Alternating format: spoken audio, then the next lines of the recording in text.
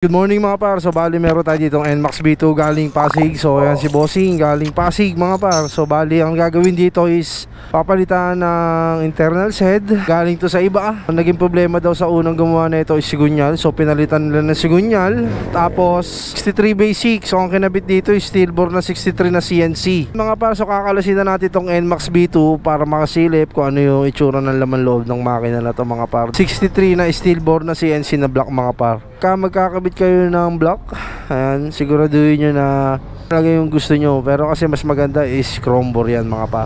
So ang kakana itong NMAX B2, ayan, si Christian, si One Eye Jack. So good morning Christian. Ayan, so umagang asikaso na tayo dito sa JEG mga par. So kakalasin na yan, let's go. So 63 basic mga par. So bali steel bore. Bago isip ni customer, gagawin na siyang chrome bore. So panibagong set.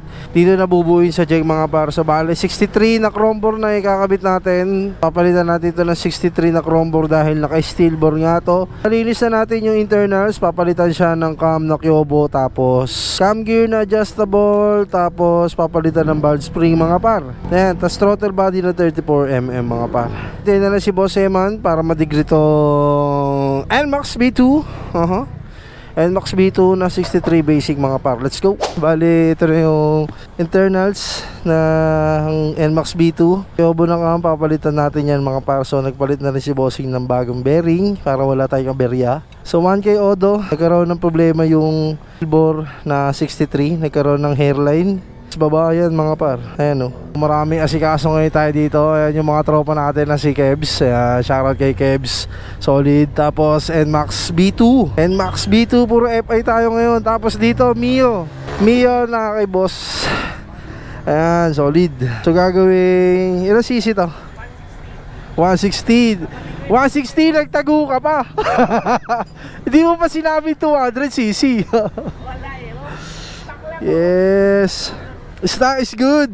Ayan mga par. So Aerox NMAX B2, focus tayo sa NMAX B2 mga par. So ayan na schedule natin ngayon for today. Okay na yung Aerox B2 ni Saki Boy na 215cc. Gagamitan ng buret itong NMAX B2. Ayan si Boss Eman. Pating na si Boss Eman ang puso ng kargahan. Ayan si One Eye Jack mga par. So gagamitan ng buret. Susukatan ang compression or compression ratio. Ang daming asikaso tayo ngayon dito sa shop mga par. Ayan, Pasig. Ayan mga par. Yes. Ayan. So ayan si Boss Eman.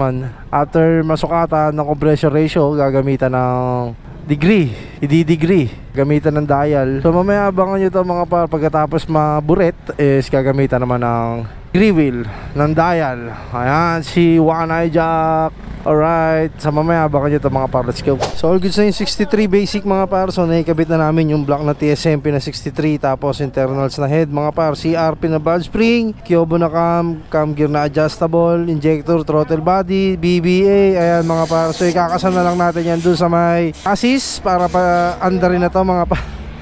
Yan. Ayan, so dito sa right side ko mga par is kay Boss Adrian, Mio Sporty. Ayan, so si Boss Eman is naka-live mga par. Sinidegree na rin tong 180cc na Mio Sporty kay Boss Adrian mga par. So ito yung NMAX B2 na galing Pasig mga par. So buo na to kanina. Ayan, so sobrang ingay. So naging problema is sigunyal naman. Ayan o, sobrang lakas ang alog. Diba gumagalaw? Gumagalaw o. Hearing ang problema nito. So abutin na tayo ng gabi nito dahil bibiyakin. So stock pa rin ang ikakabit natin mga par. So 63 basic pa rin na naka-stock sigunyal mga par. So kakain na tayo. Ayan, food trip na Jollibee by Saki Boy. So ito yung may-ari boss. Kain ka na dyan boss dahil mabigat-bigat yung gastusin mo mga boss.